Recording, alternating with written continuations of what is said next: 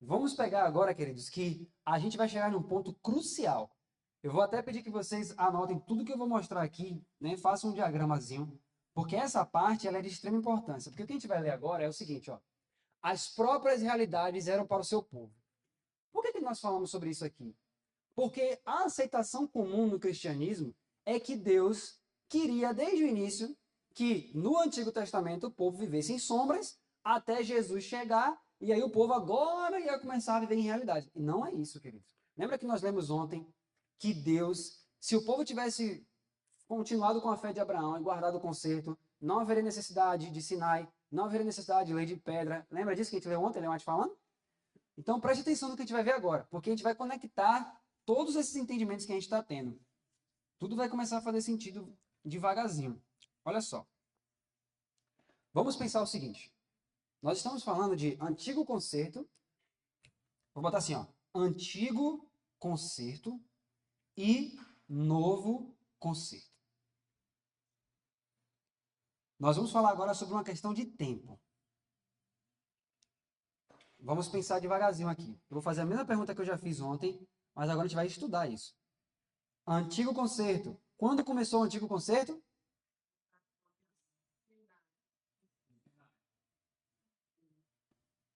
O antigo concerto começou onde?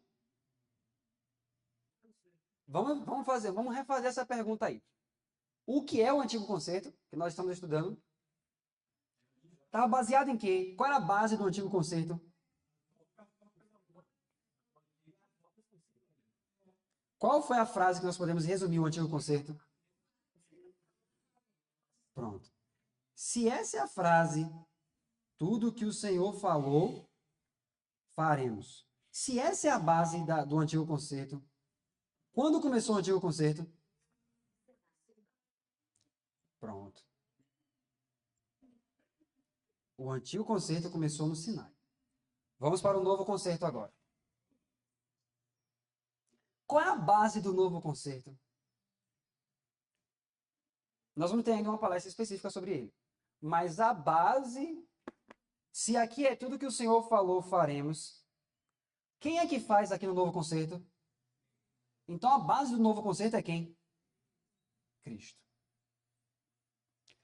O novo concerto, ele foi feito quando?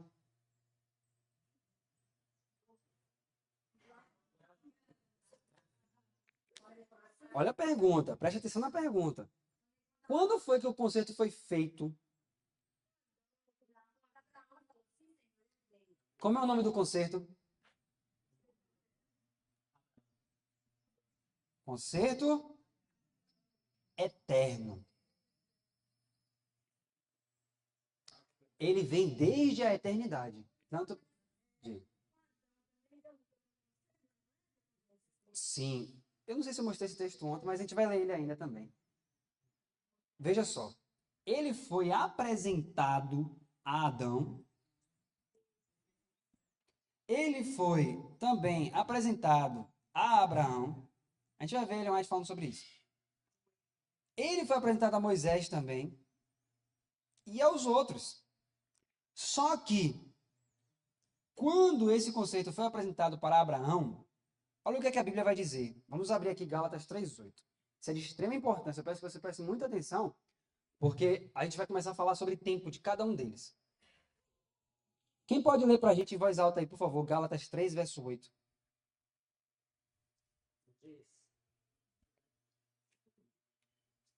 Ora, tendo a Escritura previsto por Deus, havia de justificar pela fé os gentios, anunciou primeiro o Evangelho a Abraão, dizendo: em ti serão benditas todas as nações. Perfeito. Então, olha o que a Bíblia está dizendo. Preste atenção no verso. Então, anota aí, ó, Gálatas 3:8. Gálatas 3:8.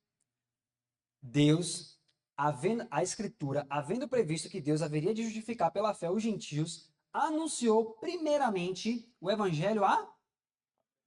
Então, o Evangelho foi pré-anunciado a Abraão. Deus apresentou a promessa a Adão, mas Deus detalhou e foi ele mesmo pregando e mostrando para quem? Para Abraão. Então, Abraão ouviu o Evangelho segundo Deus. Então, Abraão ouviu a pregação do evangelho. Pronto.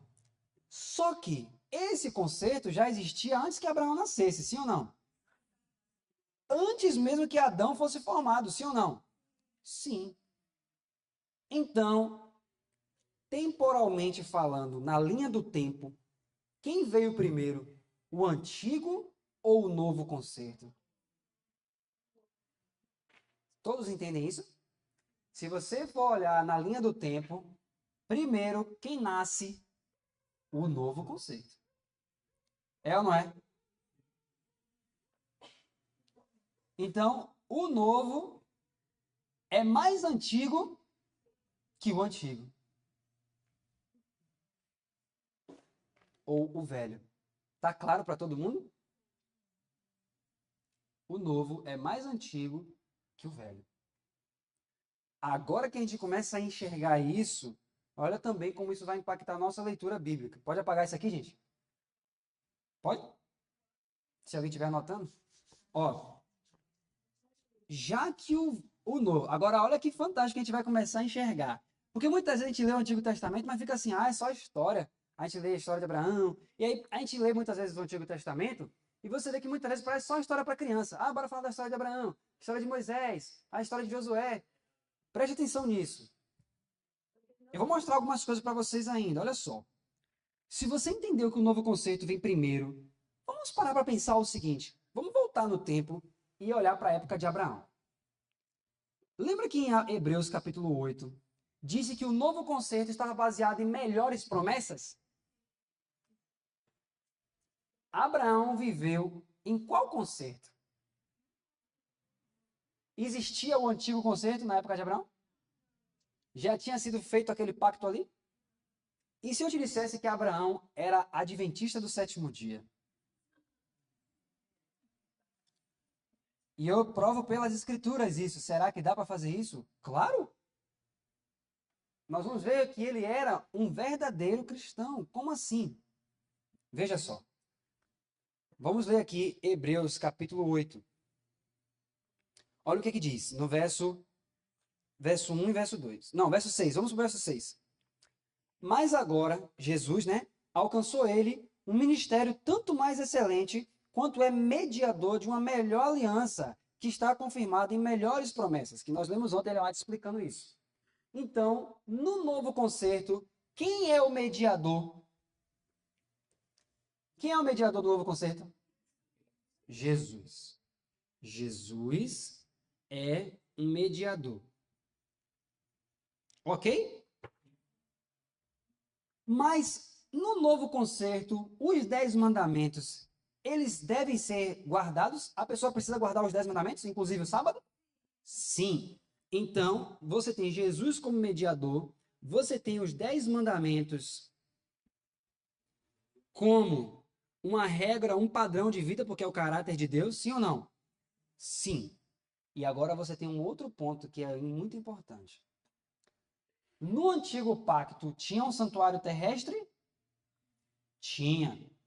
Qual era a ordem do santuário que vigorava? Qual era a ordem dos sacerdotes? A ordem de Arão.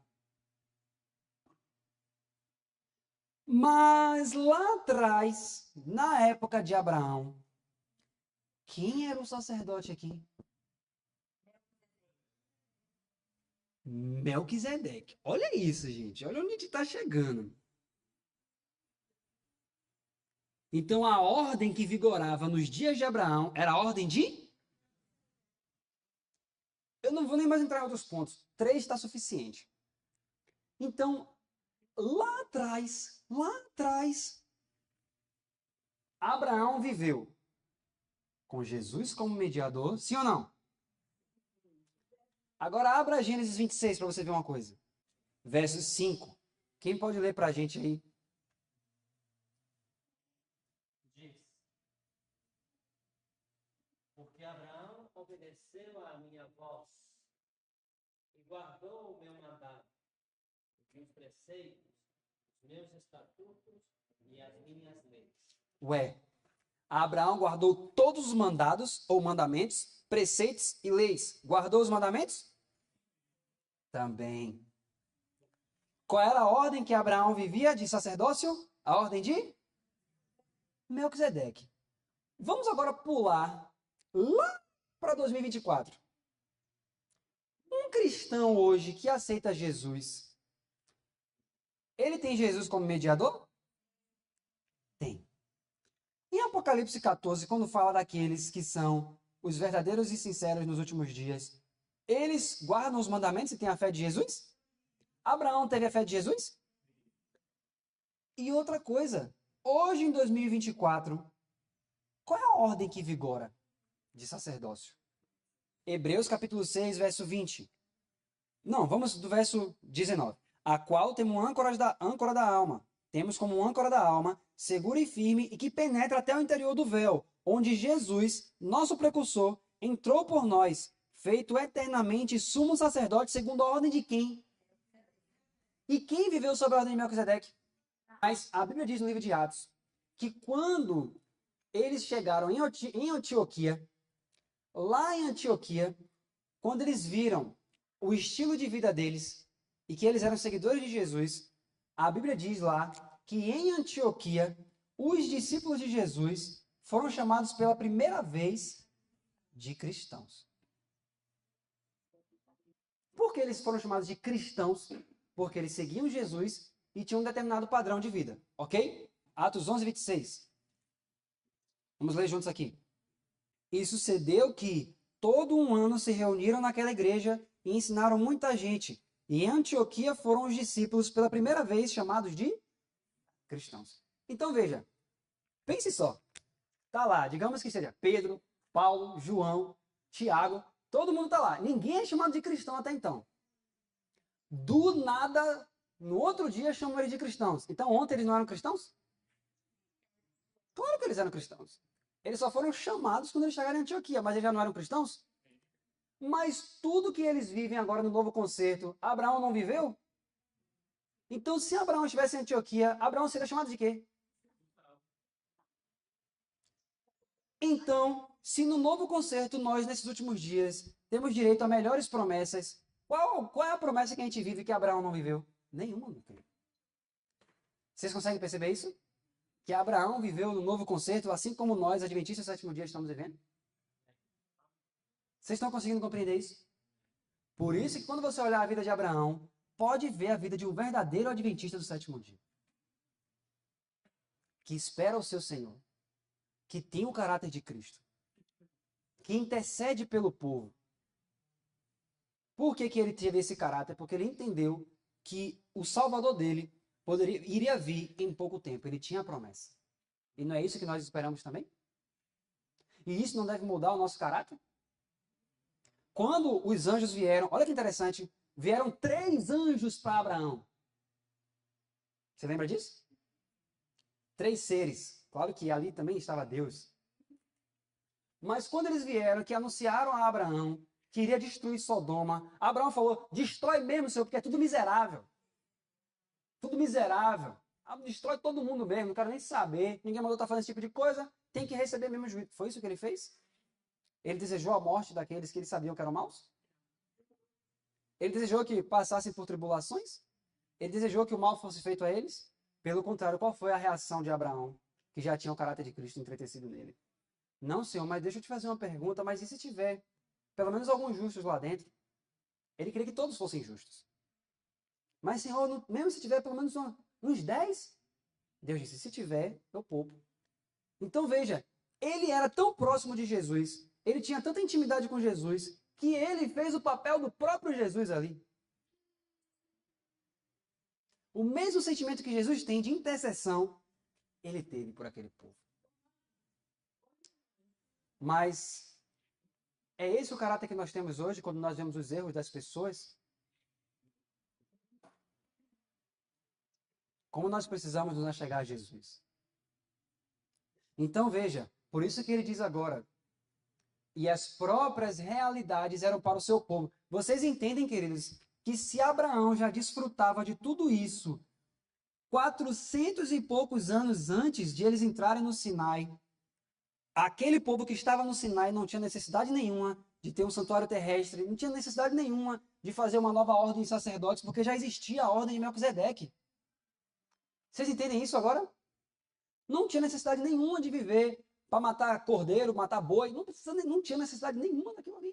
Foi o que Ellen White falou, não haveria necessidade daquelas instruções adicionais dadas a Moisés, porque a ordem eterna é a ordem de Melquisedeque.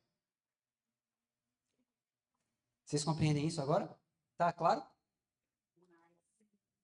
Então, Abraão efetivamente era um cristão. Se Abraão fosse levantado nesses últimos dias para viver o que nós estamos vivendo, você veria a vida de um cristão íntegro, puro e reto, que guarda os mandamentos e que vive a fé de Jesus, que é o que Deus espera de mim e de você.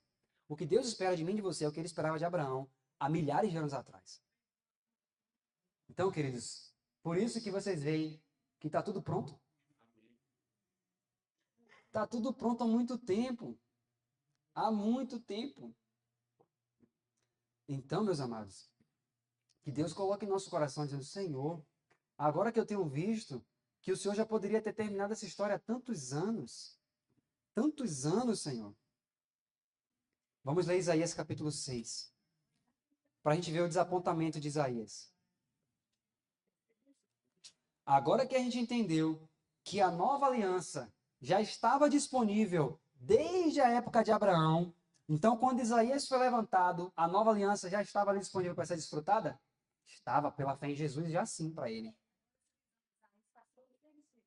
Agora, olha só, exatamente, vamos ver Isaías capítulo 6. Olha só, todos acharam aí Isaías 6? No ano em que morreu o rei Uzias, eu vi também o Senhor assentado sobre um alto e sublime trono, e a cauda do seu manto enchia o templo. Serafins estavam por cima dele, cada um tinha 6 asas, com 2 cobriam seus rostos, e com 2 cobriam seus pés, e com 2 voavam, e clamavam uns aos outros, dizendo, Santo, Santo, Santo é o Senhor dos exércitos, toda a terra está cheia da sua glória. E os umbrais das portas se moveram à voz do que clamava, e a casa se encheu de fumaça. Então disse eu, ai de mim, pois estou perdido, porque eu sou um homem de lábios impuros e habito no meio de um povo de impuros lábios. Os meus olhos viram o Rei e o Senhor dos Exércitos. Vamos parar aqui. Queridos, Isaías viu o santuário, e quando ele viu o santuário, às vezes a gente pensa, né, ele começou a se tremer porque ele viu tudo aquilo, mas ele viu uma coisa que fez ele ficar com medo. Além da visão da glória do Senhor, ele viu que o santuário encheu de fumaça. E pera aí, queridos, nós somos adventistas do 7º dia, que a nossa doutrina distintiva é o santuário. Aí eu pergunto para os adventistas do 7º dia, o que significa o santuário encher de fumaça? O profeta Isaías viu o mesmo que o apóstolo João viu no capítulo 15 de Apocalipse. A profecia de Apocalipse 15 nos apresenta um dos momentos mais solenes da história da redenção. O santuário celestial se encherá de fumaça, proveniente da glória de Deus e de seu poder. Apocalipse 15:8, indicando que o trabalho intercessório de Cristo, como sumo sacerdote, terá chegado ao fim. Esse evento é semelhante ao que aconteceu no santuário terrestre, quando a glória de Deus enchia o tabernáculo ou o templo, impossibilitando a entrada dos sacerdotes. Êxodo capítulo 40, versos 34 e 35, e 1 Reis 8, 10 a 11. Assim como na antiga dispensação, a presença de Deus marcava o início ou o encerramento de um período especial. No santuário celestial, isso simboliza o fechamento do tempo de graça. Atualmente, Jesus exerce o papel de mediador entre Deus e os homens. Ele é o único mediador, como ensinado em 1 Timóteo 2:5. Porque há um só Deus e um só mediador entre Deus e os homens, Jesus Cristo, homem. Porém, a profecia de Daniel 12:1 aponta que chegará um momento em que Miguel se levantará, uma expressão que indica o fim de seu ministério intercessório e o início do juízo executório. Nesse momento, a porta da graça será fechada, Lucas 13, 25 a 28, e o destino eterno de cada indivíduo estará selado. Quem é injusto, faça injustiça ainda. Quem está sujo, suje-se ainda. E quem é justo, faça justiça ainda. E quem é santo, seja santificado ainda. Apocalipse 22:11. Deus é longânimo, e deseja que todos cheguem ao arrependimento. 2 Pedro 3:9.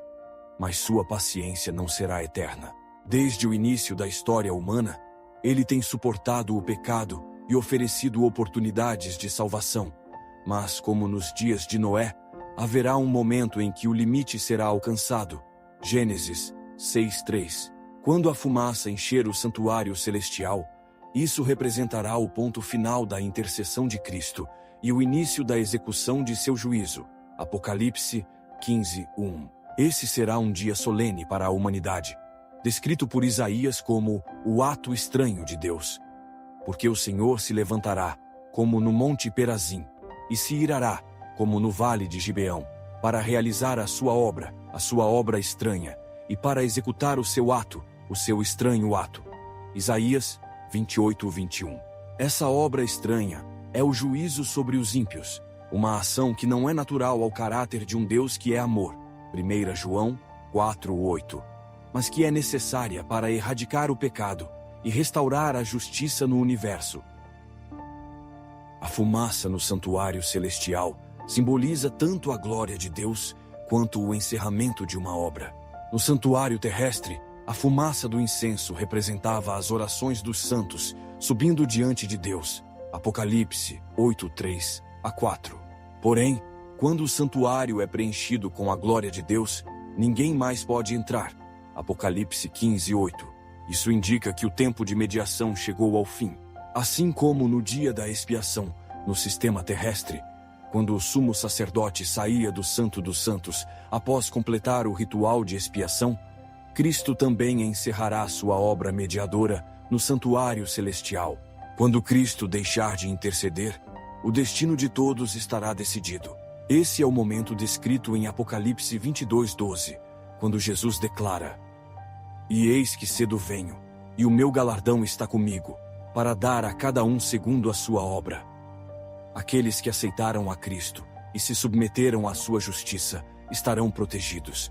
Porém, aqueles que conscientemente rejeitaram a graça estarão sujeitos à ira de Deus, que é sua resposta justa ao pecado não arrependido.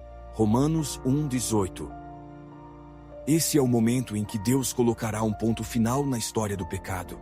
Como Abacuque declarou: "Tu és tão puro de olhos, que não podes ver o mal e a opressão não podes contemplar." Abacuque 1:13. O pecado será erradicado, e Satanás, o grande acusador, Apocalipse 12:10, será finalmente derrotado. Deus será vindicado, e todo o universo reconhecerá a justiça de suas ações. Filipenses 2:10-11. Isaías viu, no capítulo 6, que quando Deus o enviasse, se o povo desse ouvidos à voz do Senhor, então, num breve período, o santuário se encheria de fumaça, indicando que em pouco tempo a obra seria concluída. Isso o fez tremer por sua condição e pela condição do seu povo.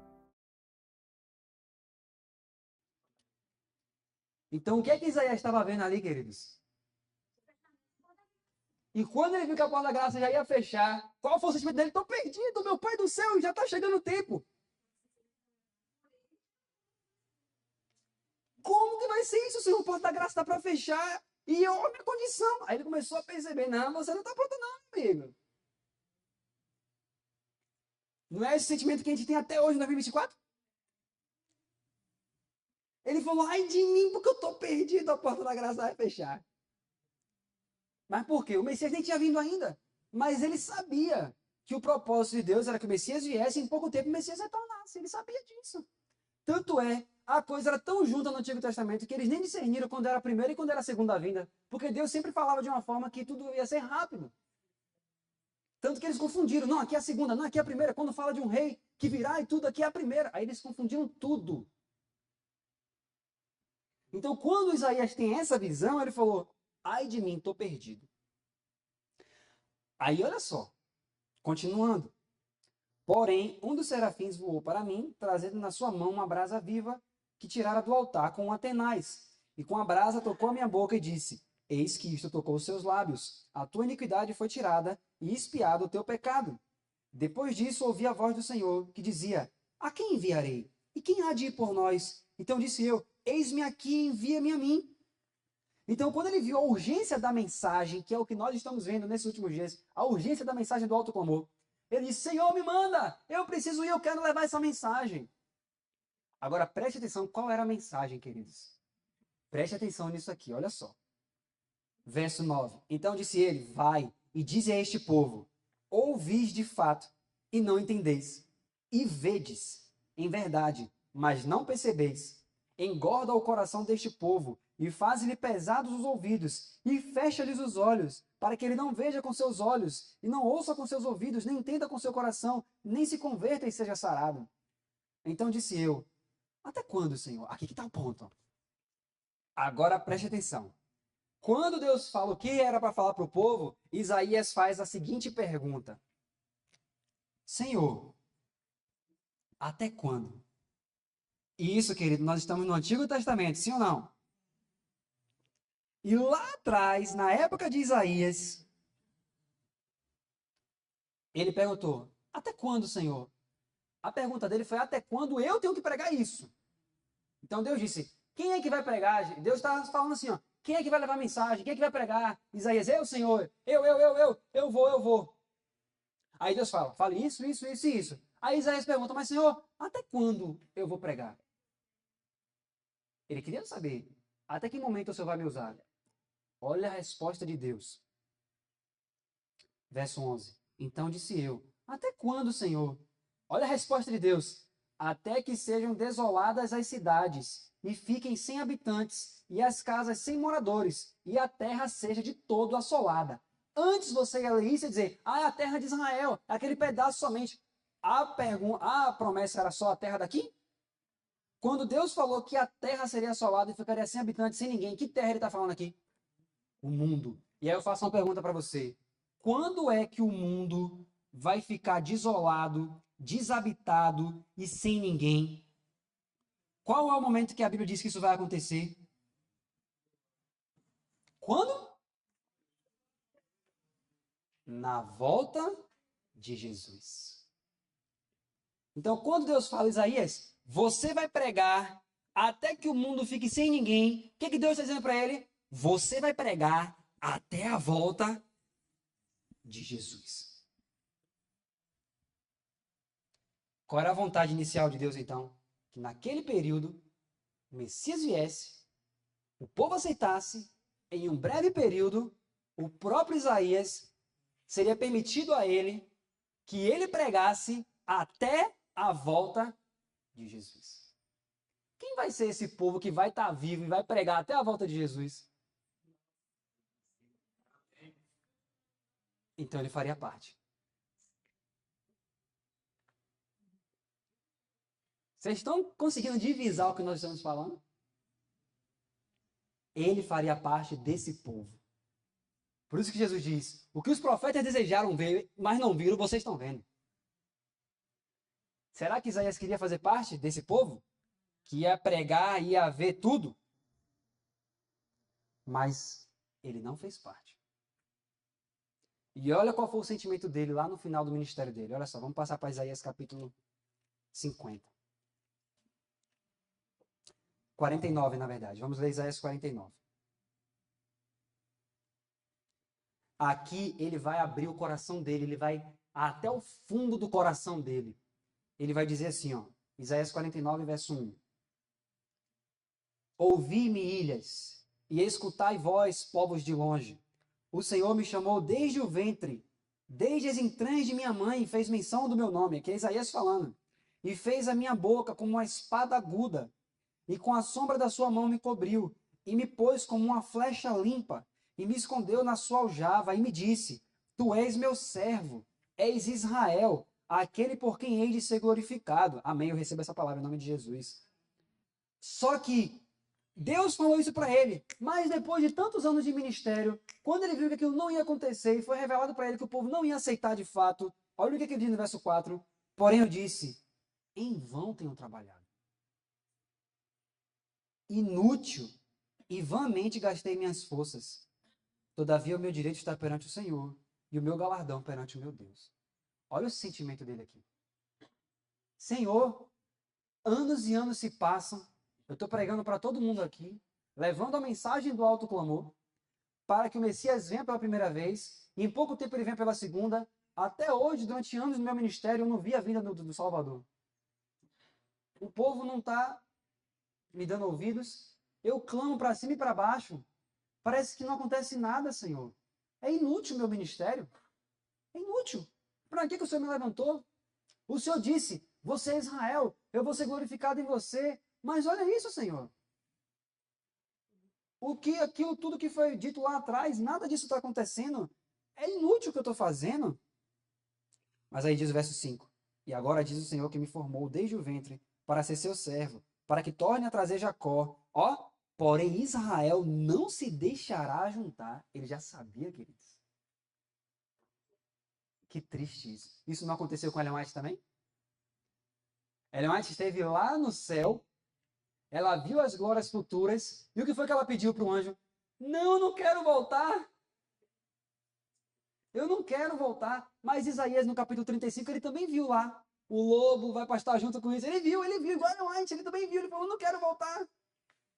Mas quando chega lá na frente do ministério dele, ele diz, o Senhor me chamou para juntar a Jacó, mas eles não vão deixar.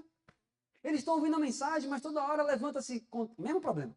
Contendas, falta de consagração, disse-me disse, porque fulano falou, porque isso aqui, porque Isaías é isso, porque Isaías é aquilo. Pronto.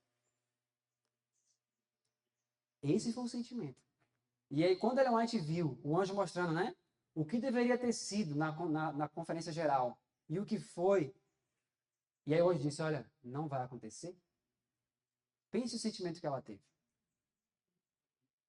E aí foi quando ela escreve aquele texto famoso, quando ela diz, né, talvez pode ser que ainda demore muito mais. E ela nem fazia ideia que nós estaremos em 2024. Ela morreu em 1915. Será que ela fazia ideia que nós estaríamos um dia em 2024? Nunca. Então ela disse, olha, realmente, uma mulher que viu o Senhor mostrando que ele poderia ter voltado ali pós-Minneapolis, ele poderia ter voltado depois ali de 93, ela ficou o tempo todo, é agora, é agora, é agora. Escreveu cartas e mais cartas para um monte de pastores, para um monte de líderes que se levantavam contra Jones e Wagner, que falavam contra eles, e eles ficavam falando mal um do outro, e aquela coisa, e ela vendo tudo, aí depois Jesus disse, olha, Ellen White, eu levantei você também para juntar o povo, mas eles não vão se deixar juntar, você vai morrer, você não vai ver a volta de Jesus em vida. Então ela já morreu, ela morreu sabendo que ela iria morrer, que ela não ia ver. Isaías morreu sabendo que não ia acontecer no tempo dele. E o tempo aí foi se prolongando. Se para Ellen White já foi tudo isso, imagine quando Isaías ressuscitar, que a gente disser para ele, Isaías, Jesus voltou em 2000, sei lá quanto. 2027, 2028. Seja lá. Ele vai dizer, o quê? Demorou tudo isso? Aí a gente vai ter que dizer, meu amigo, teve Babilônia, Medopécia, Grécia, Roma, 7 cabeças, 10 chifres. O chifre pequeno, que ficou 1260 anos no poder. Exato. Então, que Deus nos ajude. A gente continue, né, nessa busca, nesse entendimento, para que Jesus Cristo possa ser nascido em nossos corações e retornar logo.